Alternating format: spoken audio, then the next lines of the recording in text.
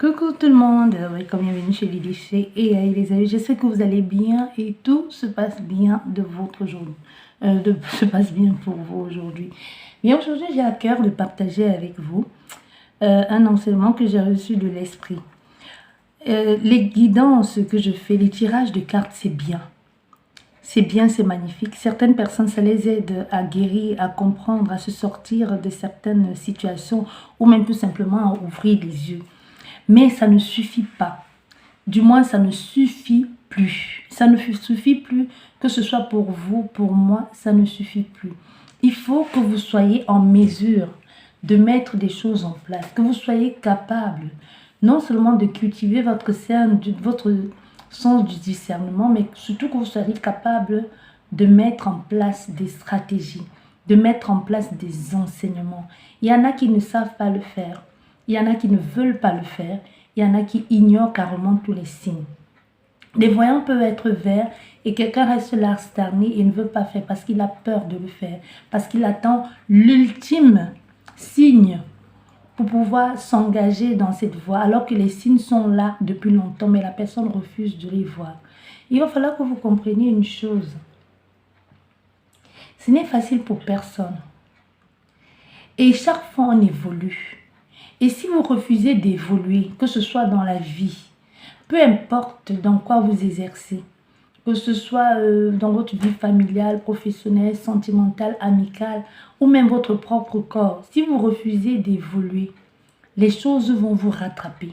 Soit les gens vont vous laisser là et vont partir et vous serez toujours en train de faire du surplace. Les gens viendront vous trouver, vont vous déplacer, et vous serez toujours au même endroit. Et vous allez dire, ah, je ne comprends pas ce qui m'arrive, je suis maudit. Tu n'es pas maudit. Tu n'es pas maudite. C'est juste parce que tu n'as pas voulu bouger. Tu as peur de bouger. Et même, quelquefois, pour certaines personnes, ça peut même la fainéantise. On évolue chaque temps. Que ce soit dans la spiritualité, dans la vie elle-même, il faut évoluer. Et l'évolution, ça veut dire qu'il ne faut pas retenir des personnes. L'évolution, ça veut dire être l'authenticité de soi-même. Il ne faut pas faire le copier-coller. Tu peux apprendre chez certaines personnes, mais tu dois rajouter ta touche. L'expérience de l'un ou de l'autre peut te parler, mais ça reste l'expérience de l'autre, ce n'est pas la tienne. C'est à toi d'adapter la situation à la tienne et d'en tirer les conclusions et de faire ce qu'il faut. Tu peux avoir les mêmes symptômes que quelqu'un et elle te donne ses médicaments et ça ne t'aide pas et ça fait pire. Tu peux avoir les mêmes symptômes, le diagnostic tombe et toi, ta maladie est plus grave que celle de l'autre ou alors vous n'avez même pas la même pathologie. Donc faites attention avec ce que vous entendez et que vous prenez à cœur. C'est pour ça que je vous dis toujours les guidances. Ça ne peut malheureusement pas parler à tout le monde. Mais ça peut te parler. Mais ce n'est pas ta situation, ça peut te parler, mais ça peut te donner une idée de comment entreprendre ou du moins de comment commencer ou sortir de la situation dans laquelle tu es. Ou comment t'adapter à cette situation si tu n'as pas envie d'y sortir. Parce qu'il y en a qui ne veulent pas partir de leur situation. Il y en a qui restent. Mais l'évolution spirituelle ou l'évolution quelconque nécessite que tu laisses tomber, que tu laisses partir certaines personnes. C'est comme depuis que j'ai commencé les guidances, il y en a qui sont partis, il y en a qui se sont désabonnés, il y en a qui sont arrivés. Et c'est comme demain, toi qui m'écoutes aujourd'hui, que ce que je dis vibre vrai avec toi, demain nous ne serons plus sur la même fréquence. Il y en a qui sont là depuis toujours, qui évoluent, pendant que moi j'évolue, qui évoluent avec moi. Et qui me disent même, Lydie, tu as changé dans ta façon de faire. Tu as changé dans tes guidances, tu as changé dans le contenu que tu proposes. Le contenu que je propose ici et que je mets plus en avant, l'Esprit, Dieu, le Christ ou autre personne, ça va parler à d'autres. Ça va faire venir certaines personnes parce qu'ils seront en résonance avec moi. Et pour certaines, ça va être le contraire. Ils vont peut être en adéquation avec moi et ils vont plutôt s'en aller. Mais il ne faut retenir personne parce que c'est ça ce que l'Esprit veut t'enseigner aujourd'hui, l'Esprit de vérité. Il faut savoir que dans chaque situation, peu importe qui tu es, il faut avoir foi en quelque chose ou en quelqu'un. Nous servons tous une force supérieure. Même ceux qui disent « je n'ai pas de religion, je ne sais personne ». C'est ce que toi tu dis dans ta tête. C'est ce que toi, ton mental essaye de te faire croire. Que tu ne sers personne, que tu n'es sous la jauge de personne, que personne ne te gouverne. Mais c'est des foutaises. Ce n'est pas parce que tu n'as pas choisi que quelqu'un n'a pas choisi à ta place. Ça peut être un baptême qui te lie depuis longtemps à une force quelconque. Ça peut même être le fait que tu n'aies jamais été baptisé, que tu dises, moi je ne crois en personne. Même si tu ne crois en personne, de la façon que la vie régit ces choses, toi-même tu es concerné. De la même façon que la lune impacte les corps, toi aussi, tu fais partie de ces gens-là. Tu n'as peut-être pas choisi, mais la vie a choisi à ta place. Comme on dit souvent, l'absence de choix est un choix. Donc ici, ce que je veux vous faire comprendre et ce que je veux partager avec vous, et ce que l'Esprit m'a demandé de partager avec vous aujourd'hui. Ici, on veut que tu saches que dans cette relation que tu vis actuellement, que ce soit une relation de couple, amicale, professionnelle, familiale, ne retiens personne dans ta vie. N'aie pas peur de te retrouver tout seul ou toute seule. N'aie pas peur d'être seul, parce que justement, c'est même le moment, c'est quand tu te retrouves seul même que tu évolues encore plus. Parce que quand tu es entouré, là, il y a trop de boira. Tu as envie de faire un peu tout pour contenter tout le monde. Tu as envie de faire comme les autres, tu t'oublies toi-même. Mais par contre, quand tu te retrouves seul, il n'y a que toi-même face à toi-même. Tu n'as plus d'autre choix que de t'écouter. Tu n'as plus d'autre choix que de faire ce que l'esprit, ton âme te demande de faire et d'accomplir pour toi-même, pour ta libération. Tu auras beau fermer les parcelles, fermer les fenêtres, tirer les tentures, rester dans le noir chez toi. Tes idées noires vont te broyer. Mais à un moment donné, puisque tu es tombé là, comme on dit souvent, tu ne peux pas tomber encore plus bas. Tu es déjà tombé. Tu ne peux pas tomber plus. Tu n'as plus d'autre choix. Tu n'auras pas d'autre choix que de te relever. Il y a des gens qu'il faut laisser partir de ta vie. La nature a horreur du vide. Donc sache que quand d'autres personnes partent, certains entreront dans ta vie. Il faut laisser partir. Fais de la place pour accueillir le meilleur. Parce que toi, tu te bases sur quoi pour penser que c'était le meilleur? Parce que c'est ce que tu as vécu. Est-ce que tu as vécu autre chose? C'est comme quelqu'un qui te fait croire. Parce que c'est son niveau de vie. On ne dit pas que c'est du mytho ou que c'est pas vrai. Il y a des gens qui te disent, je connais le luxe. Il y a des gens qui te disent, moi je connais, j'ai déjà été dans des hôtels VIP, 5 étoiles, 1 étoile, même 50 étoiles si tu veux. Mais parce que le niveau de luxe, moi je te prends l'exemple là, parce que le niveau de luxe, il y a niveau et niveau de luxe. Il y a quelqu'un qui va, parce qu'elle est entrée dans la Mercedes pour sa première fois, elle va penser que c'est ça la voiture la plus top au monde.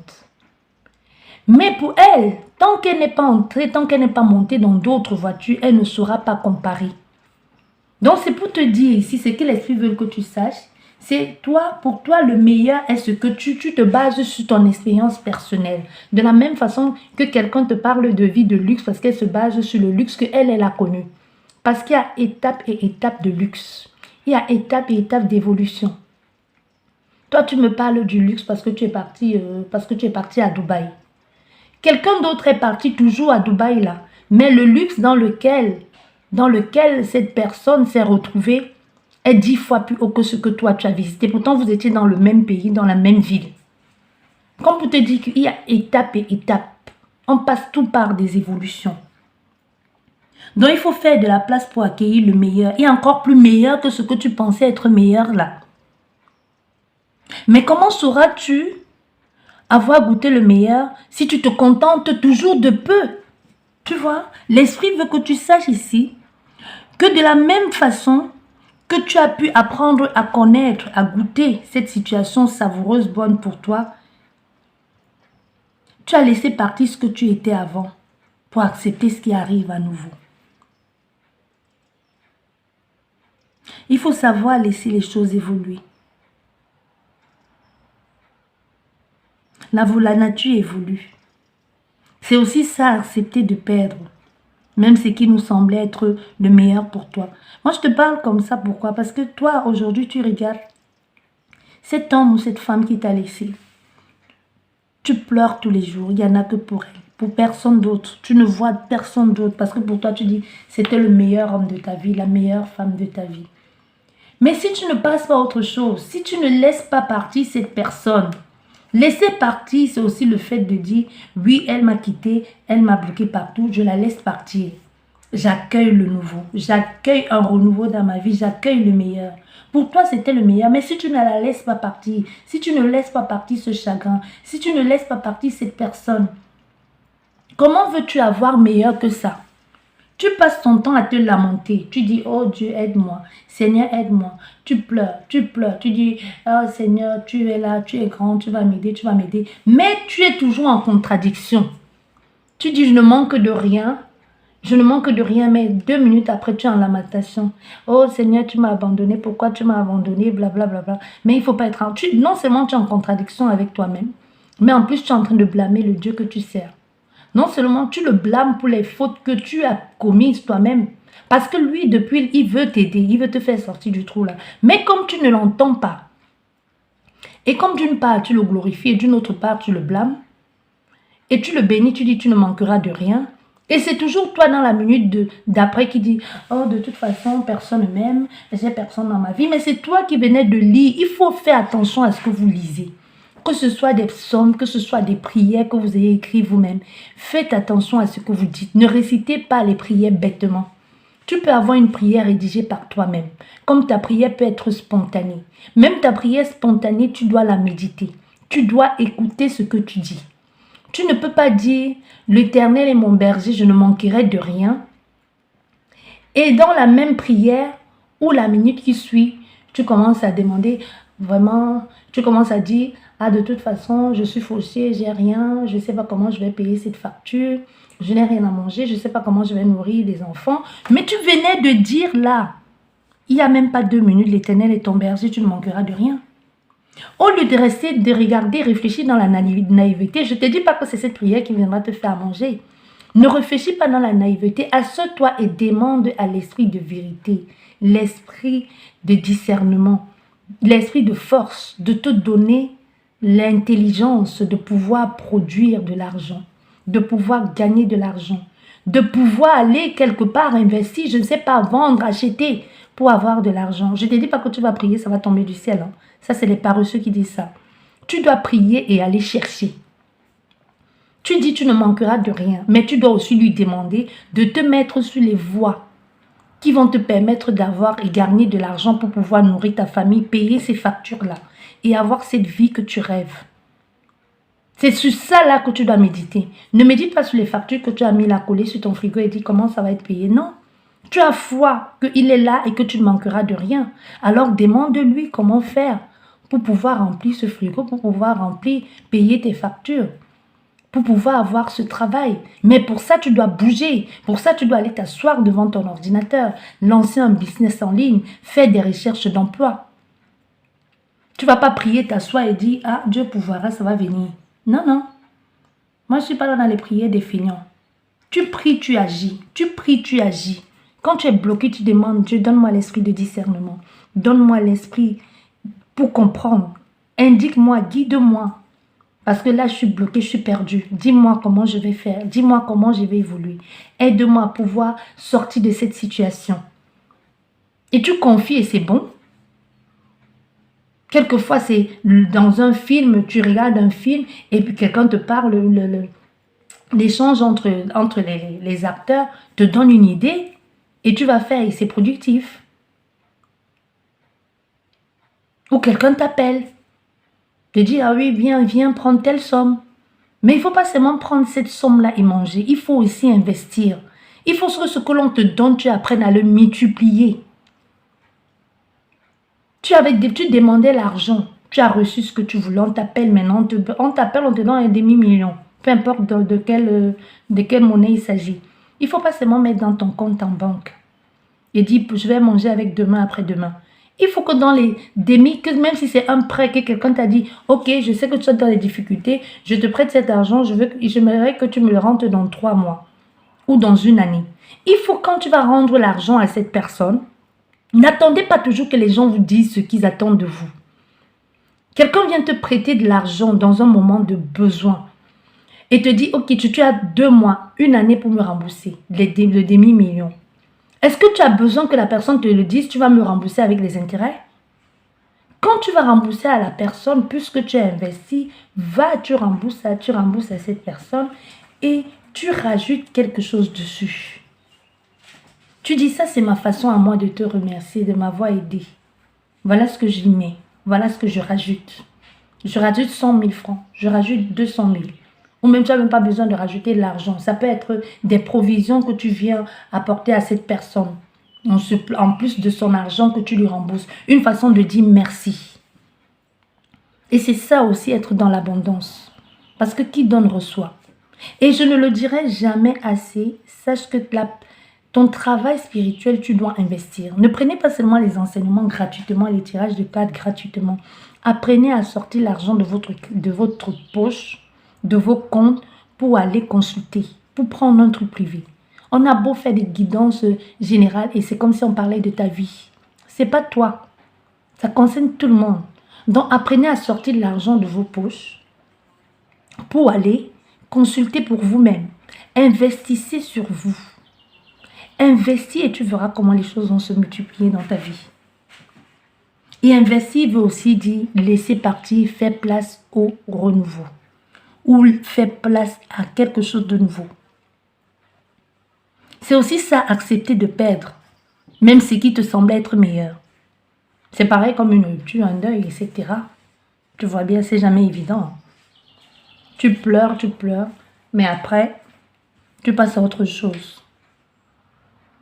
Si tu ne pleures pas, comment tu vas savoir, comment tu pourras profiter du bonheur qui se présente à toi après? Si tu as passé ton temps dans la joie, après ça devient fade.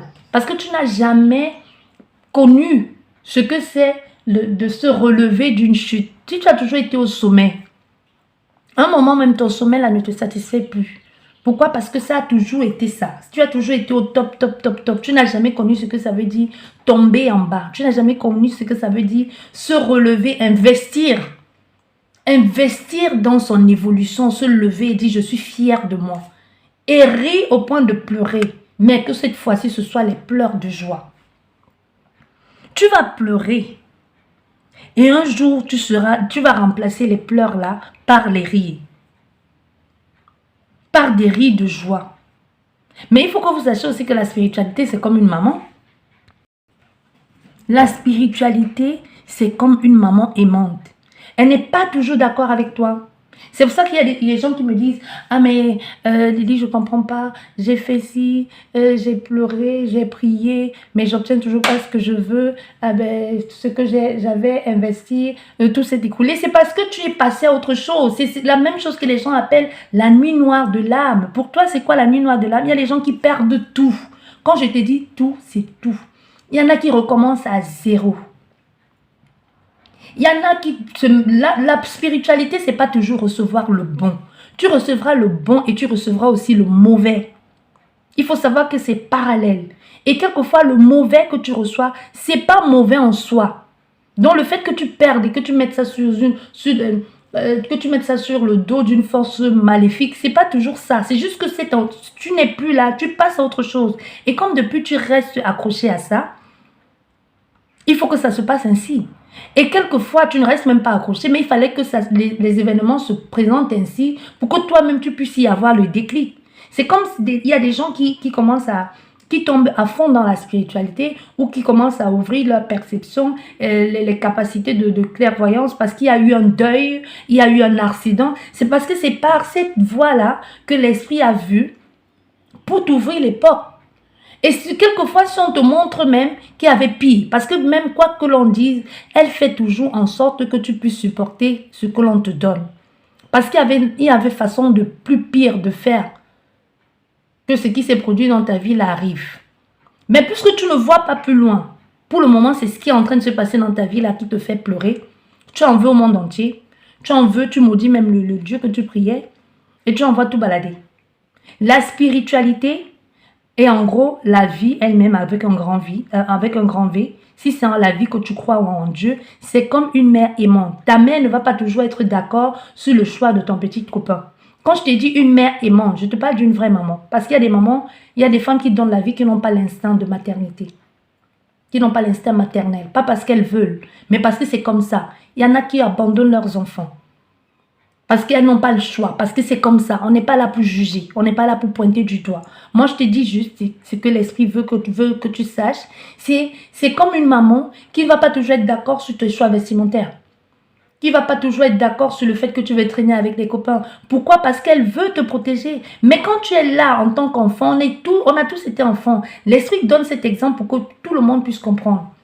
Mais quand ta maman te disait ne traîne pas avec ce garçon, ne traîne pas avec ces filles, étudie, fais si tu disais mais qu'est-ce qu'elle me veut cette femme? Elle est toujours après moi, elle m'aime pas, elle me déteste. Et même dans le secret de ta chambre, des nuits, tu maudissais même cette mère qui faisait pourtant tout pour te protéger. C'est aujourd'hui que toi tu grandis, tu te dis heureusement que maman m'a obligée à exiger que je ne fasse pas certaines choses ou alors que je fasse certaines choses.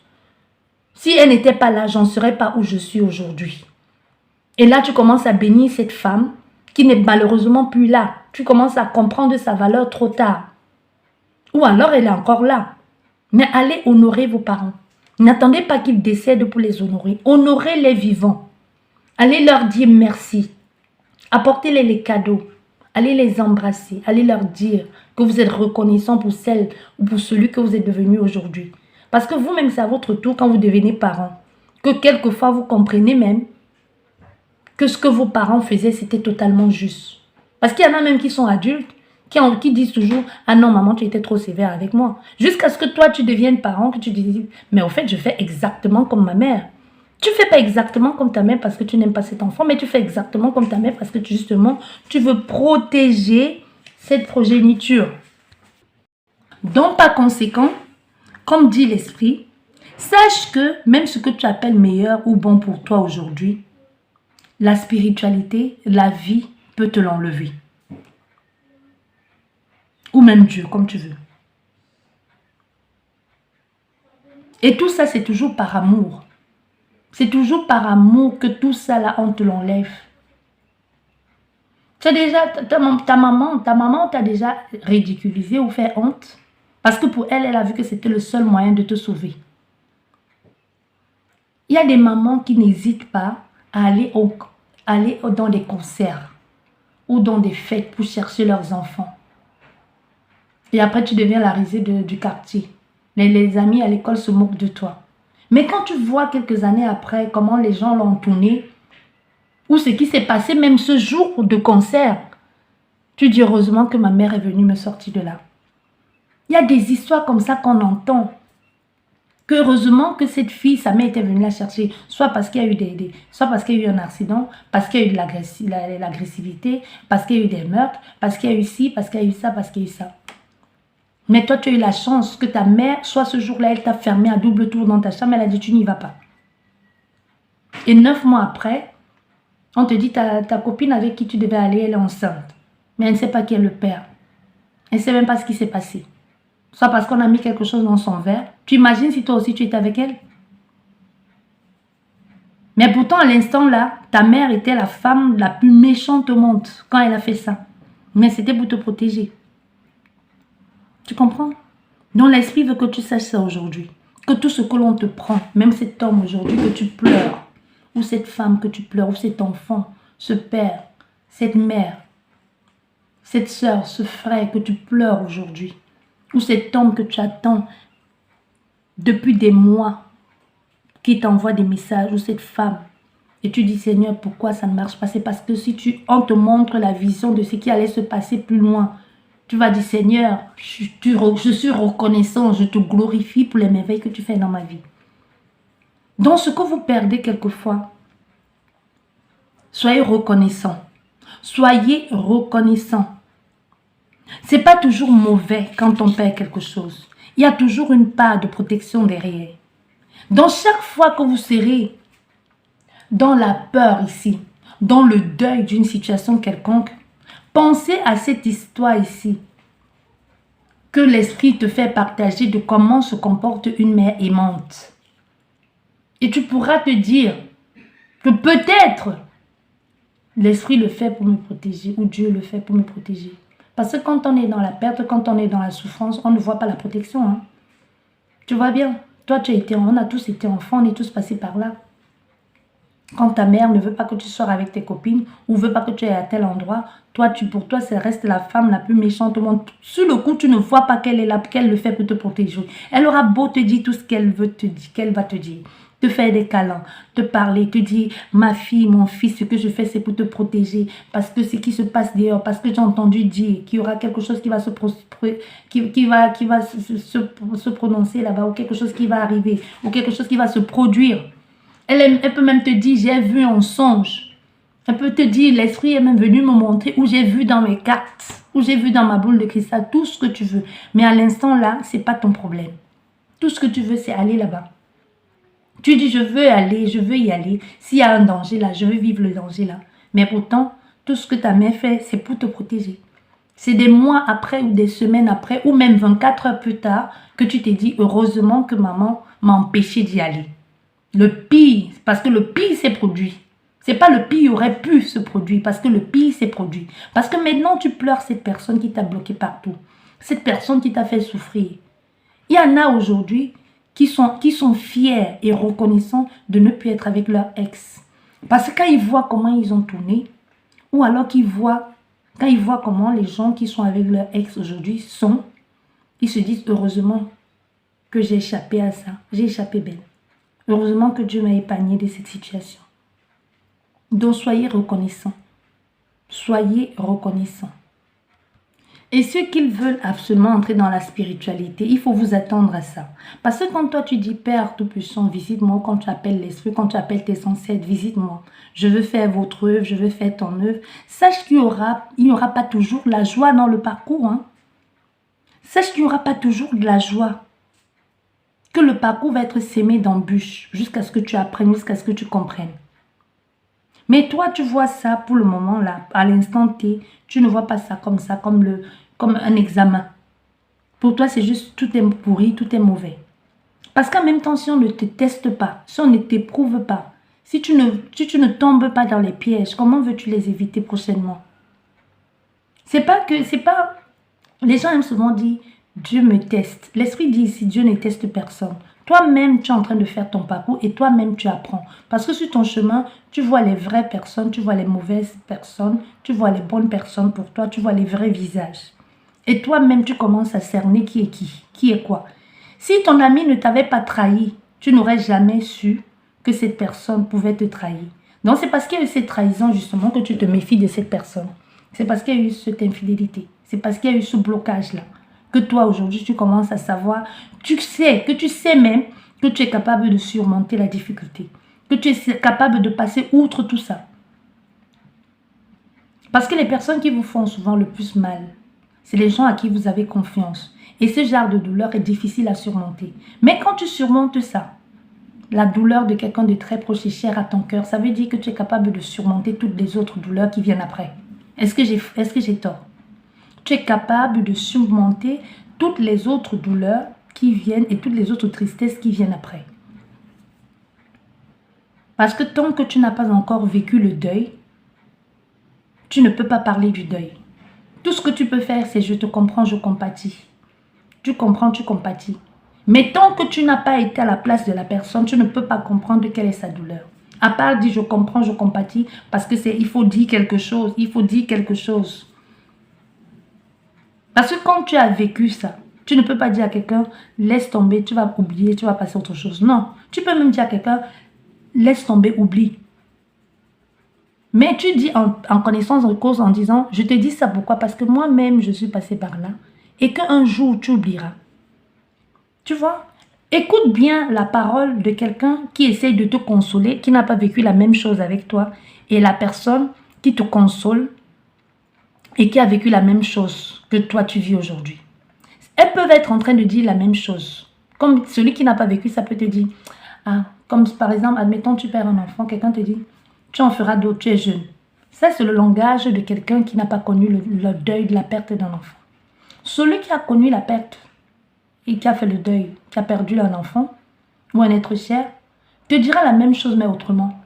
Te dira, je sais que c'est difficile. Tu auras d'autres enfants. Ça ne remplacera jamais l'autre là, mais tu aimeras à nouveau. Tu surmonteras ces douleurs un jour. Tu y penseras, mais tu y penseras moins. Ça ne veut pas dire que tu vas l'oublier. Mais ça veut tout simplement dire tu penseras d'une autre façon. Tu penseras ce sera plus des souvenirs de joie, des moments de joie que vous allez partager ensemble, mais plus de tristesse. Tu entends, c'est la même chose, mais c'est dit autrement. Tu vois, c'est la même chose, mais c'est dit de façon différente. Tu le dis comme ça parce que tu l'as vécu. Parce que tu connais ce que ça fait. Tu connais ces douleurs. Parce que tu as traversé ça. Et tu le dis ainsi, pourquoi? Parce que tu l'as déjà traversé. Mais si ce deuil était encore aussi intense que l'a été, et si cette personne qui est en deuil, et toi aussi tu es encore dans la phase du deuil, du début du deuil là, tu n'aurais pas pu consoler cette personne. Bien au contraire, tu l'aurais enfoncé encore plus parce que toi tu es dans cet état d'esprit. Tout est fini pour moi. Je n'ai plus rien. Tu comprends ce que je veux dire? Tu comprends ce que l'esprit veut te dire ici? Mais malheureusement, c'est comme ça. Malheureusement, c'est comme ça. Quand tu pars vers d'autres dimensions, vers une autre dimension, quand tu évolues dans la vie, malheureusement, il y a beaucoup de choses qui s'effondrent. Il y a beaucoup de choses qui s'effondrent. Il y a beaucoup de personnes qui vont refuser de te suivre. Quand moi j'évolue, ceux qui savent, qui m'écoutent depuis le début, j'évolue. Comme là maintenant, je suis en train de passer à une autre phase, à une autre étape. Il y en a qui ne vont plus me suivre parce que nous ne sommes plus en résonance. Parce que ce que je dis, ça ne résonne plus avec eux. Soit parce que eux, nos chemins vont se séparer, parce que soit eux, ils évoluent en parallèle dans une autre dimension et moi dans une autre, ou tout simplement parce qu'ils ne sont pas prêts à entendre ce que j'ai à dire. C'est comme il y a des gens qui m'appellent, qui me disent je veux te consulter, mais qui n'arrivent pas à me consulter. Parce que vous n'êtes pas prêt à entendre, parce que votre énergie et la mienne ne sont pas encore liées. Parce que vous n'êtes pas prêt à entendre ce que j'ai à vous dire. Tu comprends? Donc il faut laisser partir les gens, il ne faut pas retenir. Donc si aujourd'hui, nos chemins doivent se séparer aujourd'hui, là, je vous souhaite beaucoup de courage, je vous souhaite bonne chance pour la suite. Et je vous demande de continuer votre chemin. Et si un jour, on se recroisera. Mais dans le cas contraire, c'est pas grave. Chacun part, chacun évolue. Toi, tu évolues d'autres stades. Vous évoluez même ensemble, mais vous évoluez de façon parallèle, chacun de son côté. Pas dans la même direction. C'est la même chose qu'on entend. On écoute la même chose, mais on n'entend pas de la même façon. Tu comprends? Je suis en train de... Parce que quelquefois même, souvent... Je lis les commentaires. Il y a des commentaires qui sont complètement à l'opposé même de la guidance que j'ai faite. Quelquefois, même moi, j'écoute. Je dis, mais pourquoi il me parle de ça? Ça n'a aucun lien avec ce que j'ai dit. Ou j'ai quelquefois même un doute. Je dis, mais pourquoi? C'est quoi le rapport? Et que moi-même, j'écoute la guidance que j'ai faite. Je dis, mais cette personne est complètement hors sujet. Elle n'est pas hors sujet. C'est parce que c'est ce qu'elle a entendu. C'est parce que pour le moment, son énergie, on est à ce niveau-là. C'est pareil comme quand un enfant te parle, là, il te parle le langage des bébés. Souvent, tu vois, il est même en colère parce que tu ne comprends pas ce qu'il veut te dire. Et toi aussi, de ton côté, tu es en colère parce que tu ne l'entends pas. Parce que tu vois bien qu'il fait des grands gestes. Il pleure. Tu sais qu'il veut quelque chose. Tout ce que tu donnes, il ne prend pas, il rejette. Parce que tu ne comprends pas son langage. Et lui aussi, de son côté, il hurle, il pleure, il parle parce que tu ne l'entends pas. Il est en colère aussi. Il est en colère contre toi parce que tu ne comprends pas ce qu'il veut dire. Et vous êtes tous les deux frustrés. Mais vous êtes ensemble. Vous êtes pourtant ensemble. Mais c'est juste que vous ne parlez pas le même langage. C'est pareil avec l'évolution. L'évolution spirituelle, l'évolution même de la vie. Tes amis d'hier ne sont plus tes amis d'aujourd'hui. Combien d'entre vous avez gardé les mêmes liens d'amitié que vous aviez dans le passé? Vous avez vos meilleurs amis qui ne sont plus vos meilleurs amis aujourd'hui. Que vous avez même perdu contact, peut-être même vous êtes encore voisin, tes voisins avec lesquels vous allez jouer dans le canal là-bas, patauger, faire des 400 coups. Vous êtes aujourd'hui toujours voisins, mais vous parlez à peine. Pourtant, vous n'avez pas de problème avec ces gens-là. Pas de problème. Mais c'est juste que vous n'êtes plus sur la même longueur, non. Les énergies ont changé. Vous avez évolué. Et ces personnes ont évolué. Mais d'une autre façon. Et c'est comme ça. Et tout est parfait. Dans ce chemin-là, ou sur ce chemin-là, tu ne dois forcer personne. Tu ne peux pas dire connaître le bonheur si tu n'as pas traversé le malheur. Sinon, quelle sera donc ta comparaison? Comment sais-tu être heureux si tu n'as jamais connu le malheur? Comment sais-tu être victorieux si tu n'as jamais connu la défaite? Voilà ce que l'Esprit veut que tu saches aujourd'hui. Alors,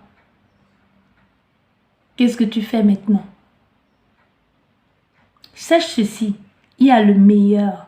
Il y a toujours plus meilleur que ce que tu as perdu. Donc ce que tu as perdu aujourd'hui là, toi qui es en train de regarder, qui cherche des réponses partout, sache que ce que tu as perdu, tu pensais que c'était des bestes là, le meilleur des meilleurs, il y aura plus meilleur que ça. Pour se réaliser dans la vie, c'est une question de mental. Tu dois être prêt mentalement à laisser partir. Parce qu'il y en a qui savent consciemment même que ce n'est pas bon pour eux, mais qui mentalement ne sont pas prêts à laisser partir. Donc ce que l'Esprit veut que tu comprends aujourd'hui, c'est que tu es assez fort mentalement, ou que tu devrais être fort mentalement pour laisser partir, pour te guérir et pour avoir plus meilleur que ce que tu pensais être le meilleur là. Voilà. Je vais arrêter comme ça pour aujourd'hui. Je pense que l'enseignement de ce jour est fini. Je vous dis merci beaucoup. Soyez en prière et surtout demandez toujours en prière ce que vous désirez. Invoquez, confessez et parlez. Si tu ne sais pas, appelle l'Esprit, demande au Dieu que tu pries, à tes ancêtres, à tes guides, à tes archanges, ce que tu veux. Mais il faut demander de l'aide. Sollicite-les pour avoir des réponses à tes questionnements. Et tu ne seras pas dessus. Sur ce, je vous dis merci, prenez bien soin de vous et à la prochaine. Au revoir.